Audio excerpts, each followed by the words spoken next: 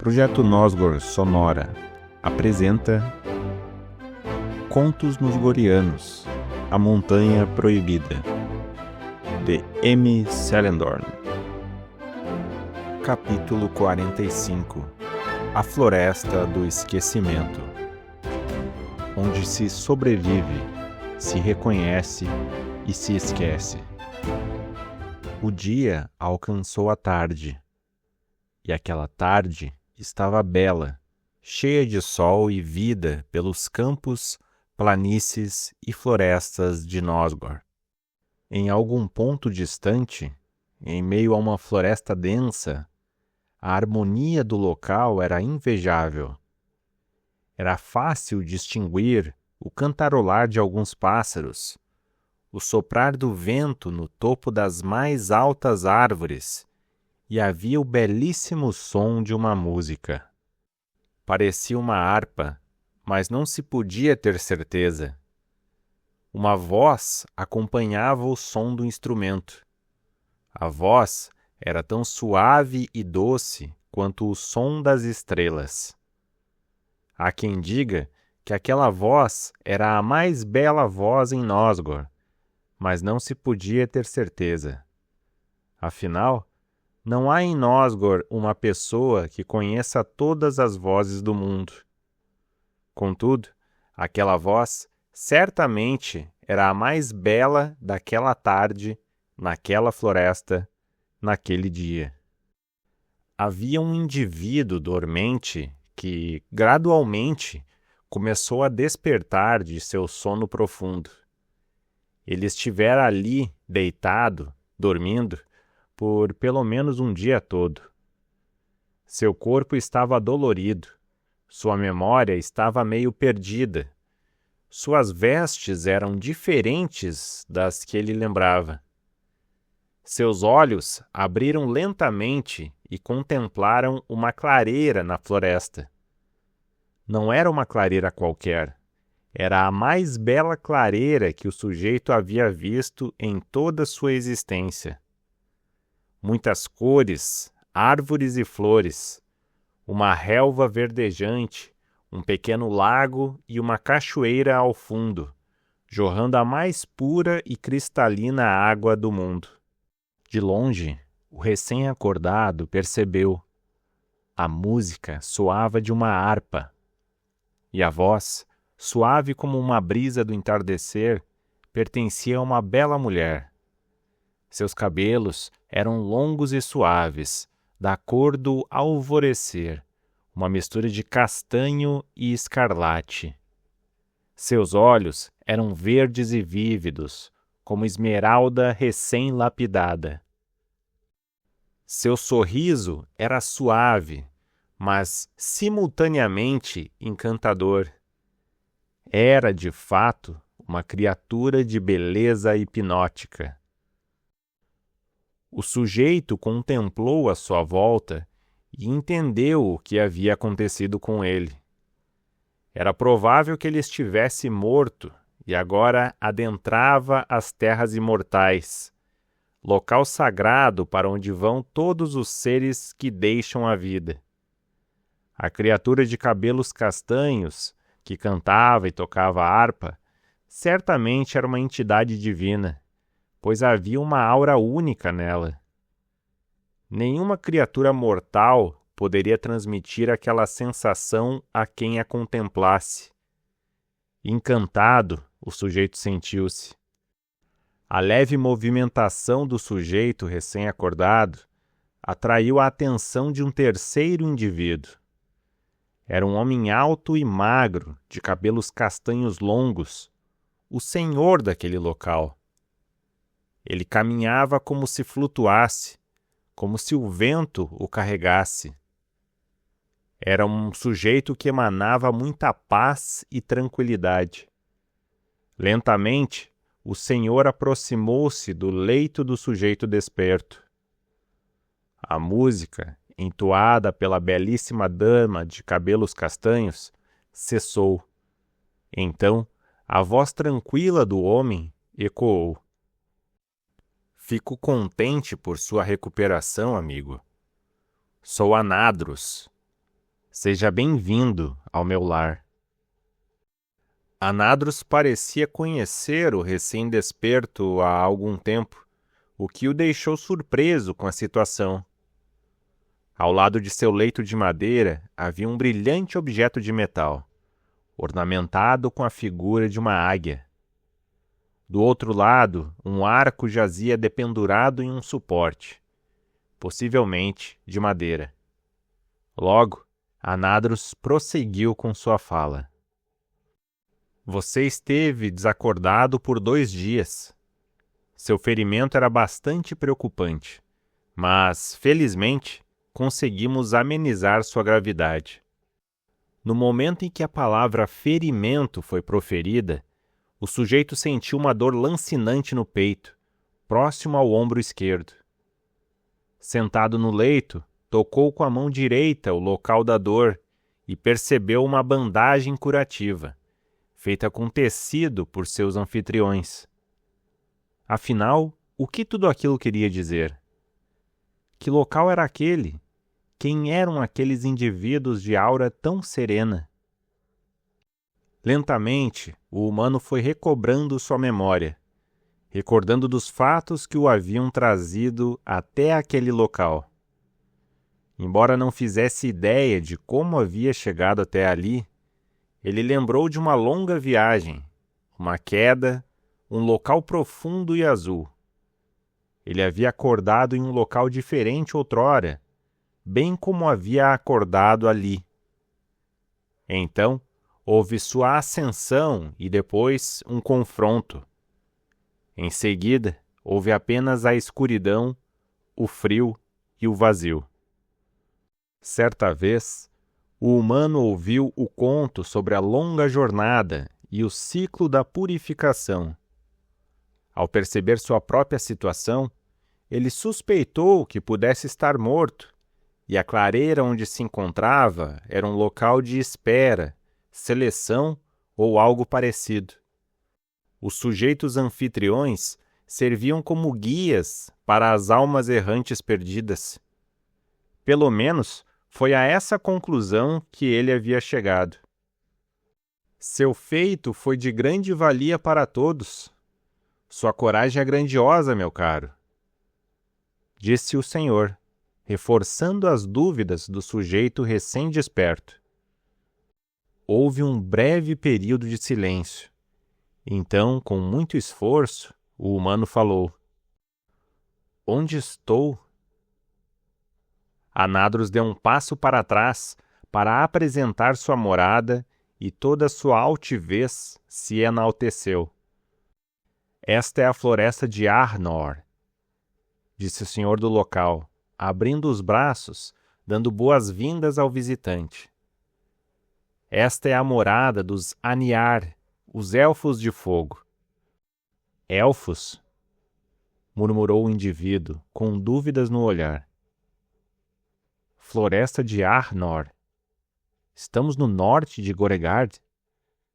Exatamente, caro amigo. Você está no coração de Arnor. Retrucou Anadros, um pouco confuso com o questionamento do humano. O senhor não vai acreditar, mas pensei por um instante que estivesse morto e esta clareira à nossa volta fosse o local de espera para a partida rumo às terras imortais. Respondeu o humano, jocosamente. O senhor Anadros riu. E desde quando vocês vivem aqui? Nunca ouvi sobre elfos no norte de Goregard?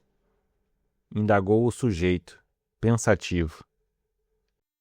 Bem, diferentemente do que as pessoas pensam, nós fomos o primeiro dos povos a atravessar o grande oceano, explicou o senhor élfico. Cerca de 10 anos antes da frota dos humanos, viemos guiados pelos criadores para realizar uma importante missão, e desde então temos mantido nossa tarefa, ocultos em Arnor. O humano ficou espantado. Jamais lhe ocorreu que os elfos poderiam ter chegado e habitado Goregard antes de seu povo. Contudo, aos poucos, o sujeito percebeu haver algo de diferente naqueles elfos.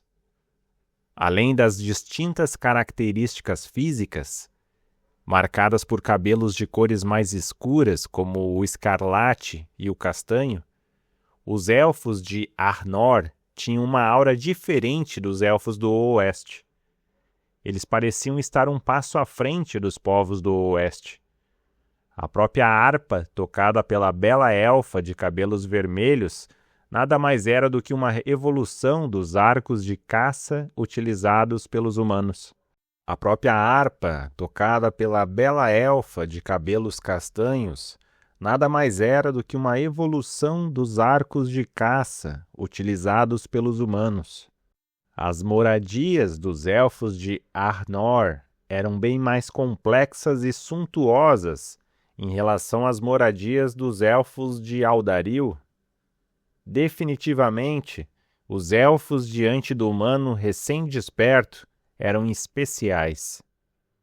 De maneira calma e lenta, o humano levantou-se do leito onde estivera inconsciente e parou de pé, diante do senhor élfico.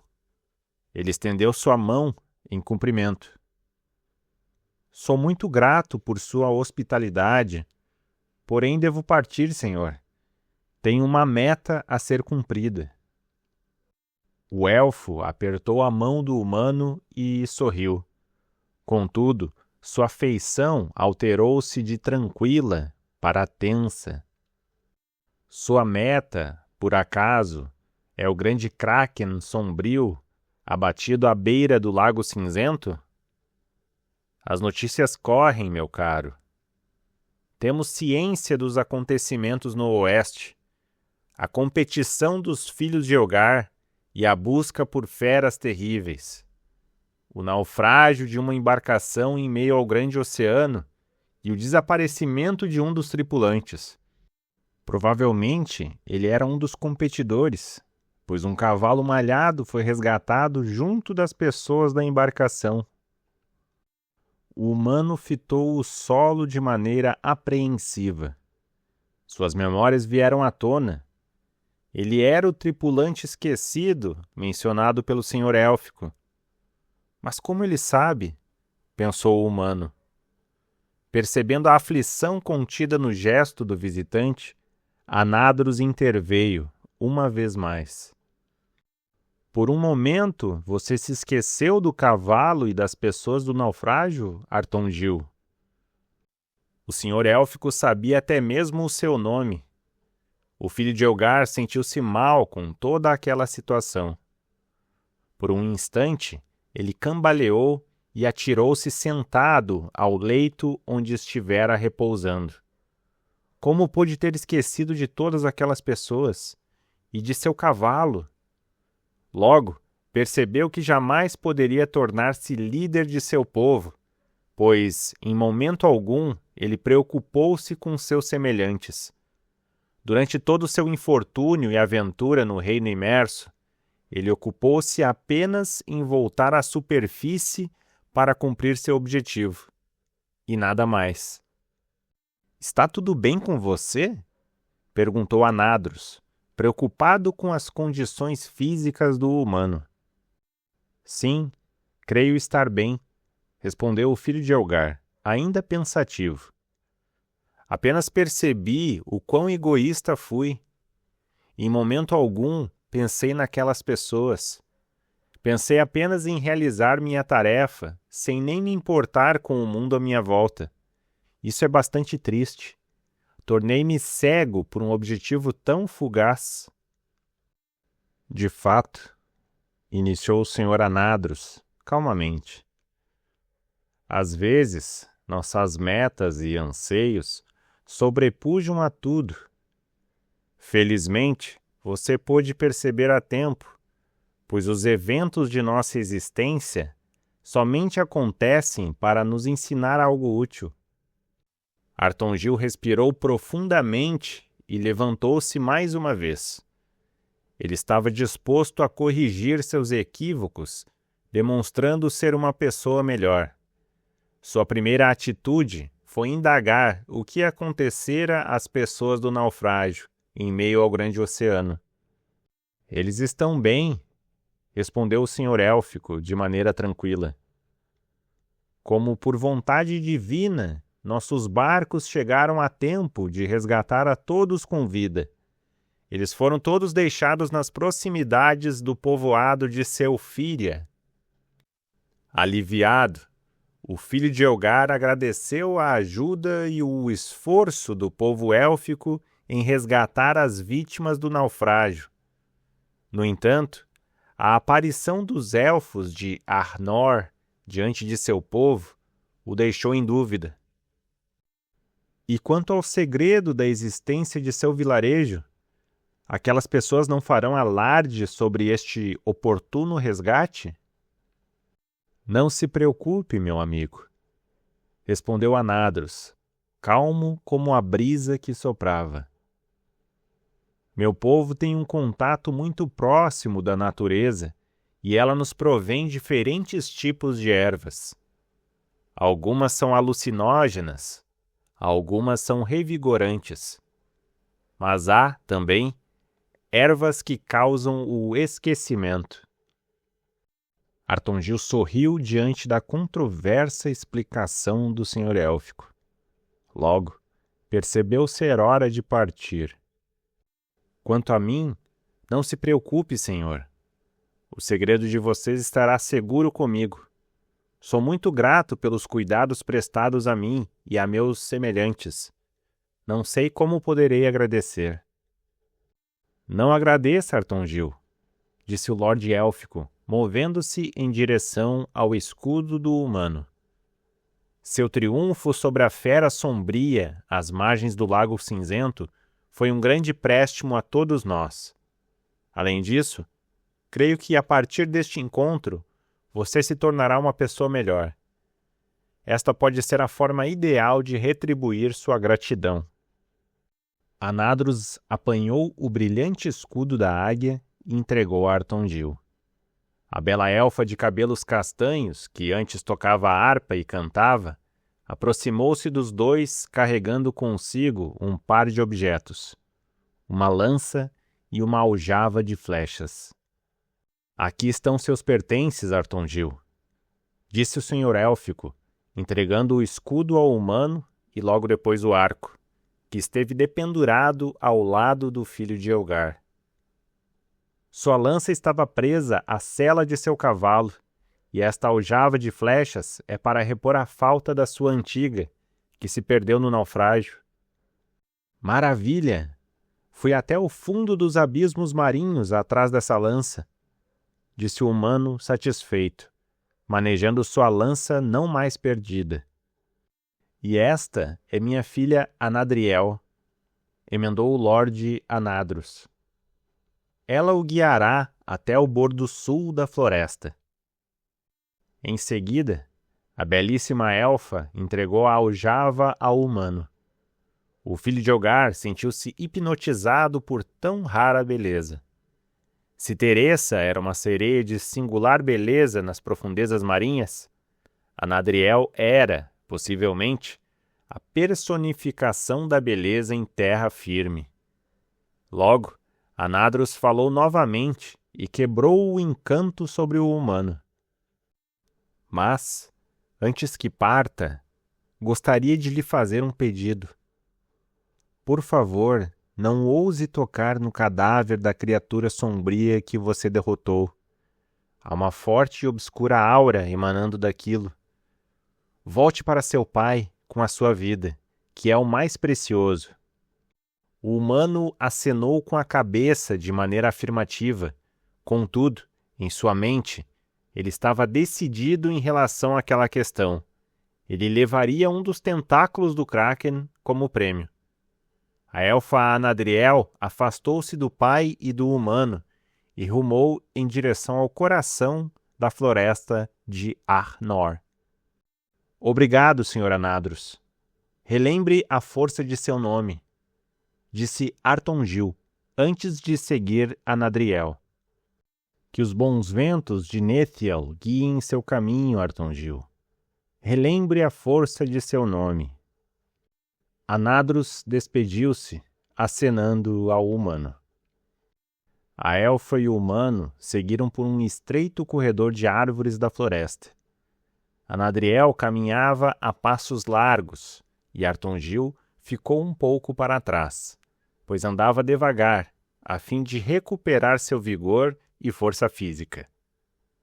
O cenário mudou lentamente, e o pequeno corredor de árvores se alargou até se tornar uma grande clareira. Naquele local, inúmeras habitações élficas estendiam-se pelo caminho. Ao que tudo indicava, aquele era o centro do povoado élfico de Arnor. A dupla prosseguiu em silêncio. A elfa, usando uma capa verde folha esvoaçante, persistia na frente. O humano, ainda admirado com a beleza da arquitetura élfica, seguia atrás.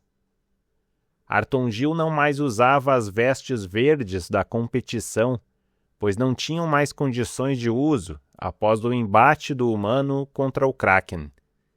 Então, os elfos lhe vestiram com trajes típicos de Arnor: túnica cinzenta, cinto de tecido sedoso e botas de couro macio. Apesar do silêncio entre os dois, por onde passaram, Anadriel e Artongil chamaram a atenção dos habitantes da floresta. "Veja, Anadriel está levando o humano embora", murmuravam alguns. "Aquele é o humano que derrotou o Kraken sombrio", sussurravam outros. Logo, a dupla chegou até o local onde eram deixados os animais de montaria dos elfos. Uma espécie de estábulo, porém sem paredes de madeira e chão coberto de palha como o humano conhecia. Havia um cercado natural de vinhas e galhos. Os animais ficavam todos soltos naquele vasto espaço. "Eu trouxe teu cavalo até aqui. Lá está ele", disse Anadriel, apontando ao longe para um animal branco com manchas pretas. 2 elfos guardavam a entrada. Anadriel acenou com a cabeça e um dos sujeitos foi buscar o cavalo malhado. Então, Anadriel assoviou e de longe um grande brilho branco surgiu. Era o cavalo dela, chamado Huil. Artongil ficou encantado com a elegância e altivez que o animal se movia. Uma grande sela élfica estava acomodada nas costas do cavalo. Ele estava pronto para ser montado. "Vamos", disse a elfa, subindo em seu cavalo Huil. "Vou acompanhá-lo até o final da floresta." Com a chegada de seu cavalo, Artongil afagou a cabeça do animal e rapidamente o montou. A sela dele também já estava preparada. Os 2 cavalgaram calados por um tempo. Os únicos sons audíveis eram um leve soprar de vento nos galhos das árvores da floresta e o compassado galope dos cavalos. Artongil contemplou seu entorno e teve a certeza de que a floresta de Arnor era a mais bela floresta que já estivera. As árvores transmitiam paz e tinham um brilho peculiar. De fato, era um dos locais mais belos de Nosgor. Aos poucos, o cenário foi mudando e a dupla alcançou o fim da floresta. "Creio que aqui nos despedimos", disse Artongil, quebrando o silêncio entre os dois. A bela elfa de cabelos castanhos desceu das costas de sua montaria e aproximou-se do humano e seu cavalo. "Sim", disse Anadriel, estendendo a mão em cumprimento. "Aqui nos despedimos, Artongil, filho de Elgar." O humano, tal qual fez a elfa, apeou de seu cavalo e a cumprimentou com um aperto de mão. "Sou imensamente grato por tudo, Anadriel. E não se preocupe, o segredo de vocês está a salvo comigo." Agradeceu Artongil antes de montar em seu cavalo mais uma vez. A elfa afastou-se rumo a seu cavalo. Certamente, Artongil. Agora vá. Que Lúthien ilumine teu caminho. Relembre a força de teu nome. Despediu-se Anadriel, acenando ao humano. Com um aceno de cabeça, Artongil partiu. Por um instante, o humano voltou sua atenção para a imagem da elfa às suas costas. Então, percebeu que ela não estava mais lá. Então, o humano cavalgou rumo ao sul. Sua meta era alcançar o vilarejo dos humanos de Selfíria, para de lá rumar de volta para casa, para o oeste. No entanto, uma súbita dúvida surgiu em seu pensamento. O que ele estava fazendo ali mesmo? Artongil puxou as rédeas de seu cavalo em sinal de parada. Em seguida, desceu das costas do animal e começou a observar o cenário à sua volta. Ao longe, ele pôde ver um lago. Mais ao norte, havia outro lago. E ao sul, um terceiro lago. Ele estava na região dos Lagos Sussurrantes. Mas o que, afinal, ele estava fazendo ali? Como foi que ele chegou ali? Que vestes eram aquelas que vestia? E aquele curativo no ombro esquerdo, como foi que ele havia se machucado? Havia uma força, um ímpeto, o guiando para o Lago Cinzento. Ele não sabia o que ou quem, mas algo em seu peito dizia que ele tinha de ir para lá. Absorto em suas ideias, ele não percebeu realmente o que estava acontecendo. Na despedida da floresta de Arnor, com um aperto de mãos, Anadriel o contaminou com a essência de uma erva élfica que causa esquecimento. Artongil não lembraria do contato que tivera com os elfos de Arnor, nem de sua passagem por Goratos e sua luta contra o Kraken Sombrio. No entanto, ainda havia aquele impulso silencioso lhe apontando a direção do Lago Cinzento. Artongil voltou a montar em seu cavalo e cavalgou para o sul. Por instantes, sua memória recobrou-se de sua missão da terceira tarefa da competição de seu pai: encontrar e derrotar a mais terrível fera possível. À medida que a imagem do Lago Cinzento foi aproximando-se, Artongil avistou uma imensa criatura disforme e obscura. Era uma grande e inerte sombra com tentáculos.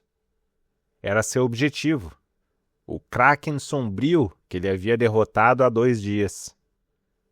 O filho de Elgar recordou-se de Goratos, Teressa e o Kraken. Contudo, não lembrava o que havia ocorrido depois. Após deixar seu cavalo preso a um arbusto próximo, Artongil dirigiu-se até o cadáver da criatura sombria. Munido de seu equipamento da competição, ele estava disposto a retirar um tentáculo do Kraken a fim de tomar como prêmio e provar sua vitória. Ao sacar sua lança, o brilho da arma reluziu em seus olhos, e então, com um lampejo de memória, Artongil recordou-se exatamente de seu embate. Relembrou-se da arma dos Sereianos que havia empunhado. O que havia acontecido com o tridente? O que acontecera aos 2 ciclopes que o auxiliaram na luta? E Teressa? De repente, um zunido cruzou raspando por Artongil. Era uma flecha que acabou cravada na massa sombria do cadáver do Kraken. Humanos jamais devem ser confiados, gritou uma bela voz, advinda das costas do humano. O humano voltou-se para a fonte do disparo da flecha e contemplou uma belíssima elfa de cabelos castanhos, arco longo, vestes semelhantes às que ele estava vestindo.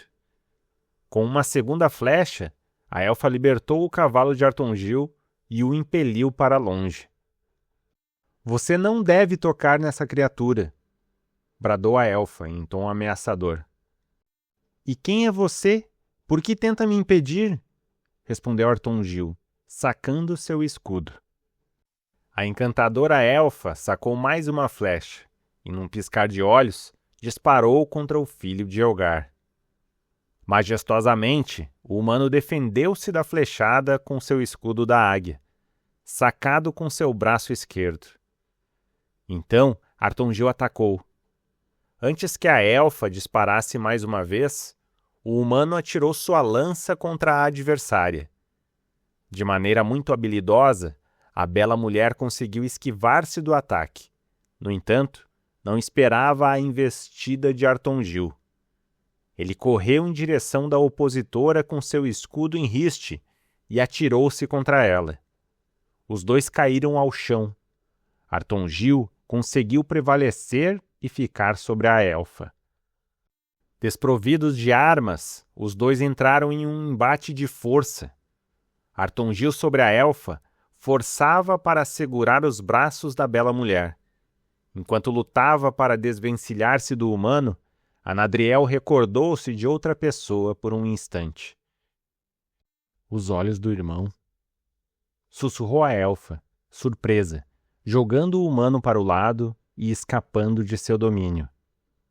Ainda caído, Artongil foi tomado de súbito por uma profunda dor em seu ombro ferido. Ao mesmo tempo, tentava entender sobre o que a elfa se referia. Olhos do irmão? Quem é você? Você conhece alguma coisa de meus irmãos? Indagou o humano, segurando seu ombro esquerdo. A elfa permaneceu em silêncio e pôs-se de pé, buscando alguma forma de livrar-se do humano, sem feri-lo ainda mais. Impetuosamente, Artongil levantou-se e armou-se de seu arco, que estava caído ao chão. Em seguida, sacou uma de suas flechas, retesou a corda e focou seu alvo, a alguns passos adiante de si. Responda! Quem é você? Por que está tentando me impedir de prosseguir? O silêncio da elfa agravou a repentina fúria da qual foi tomado o humano. Ele estava confuso com toda aquela situação. Aquele lapso de memória era, no mínimo, estranho. Suas roupas eram diferentes das que ele recordava. O curativo em seu ombro, a elfa cruzando seu caminho. O que, afinal, estava acontecendo? Anadriel persistiu silenciosa diante da figura ameaçadora de Artongil. Ela deveria impedir que o humano tocasse no sombrio corpo do Kraken. Porém, não queria lhe causar nenhum mal. Ela não carregava consigo mais nenhuma porção de ervas do esquecimento, a fim de apagar ainda mais a memória curta de Artongil. O que ela poderia fazer? Irritado com a falta de palavras da elfa, Artongil não hesitou em disparar a flecha. Anadriel, atingida no ombro, caiu no solo, subjugada. Rapidamente, Artongil recolheu seus pertences e dirigiu-se em direção ao Kraken sombrio, ignorando sua adversária abatida. Ele precisava cortar um dos tentáculos para levar consigo como prova de seu feito. Ainda sentindo muita dor no ombro ferido, o humano pôs-se a talhar a carne inerte da fera com a ponta de sua lança. Por um instante, ele tocou sobre as runas da lança feita pelos anões e recordou-se das palavras descritas na arma. No último filete de esperança, revele a lâmina desta lança para seu triunfo alcançar. Olhe para além da visão dos olhos e empunhe sua aclamada vitória. Com o toque no corpo da arma, Artongil descobriu a capa que cobria a longa lâmina da lança e percebeu que ela se tornava uma alabarda. Dessa forma, sua tarefa tornou-se mais simples do que ele havia imaginado.